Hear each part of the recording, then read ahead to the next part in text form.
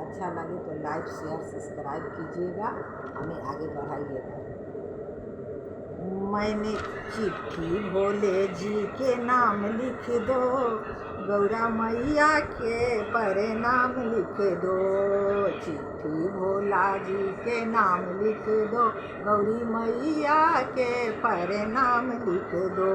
पहला नाम गणपति को लिख दो, पहला नाम गणपति को लिख दो। संग में रिद्धि सिद्धि का लिख दो, संग में रिद्धि सिद्धि का लिख दो।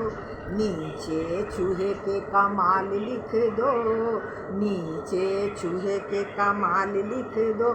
गौरी मैया के प्रणाम लिख दो, नीचे चूहे के कमाल लिख दो। गौरी मैया के प्रणाम लिख दो। हर हर महादेव।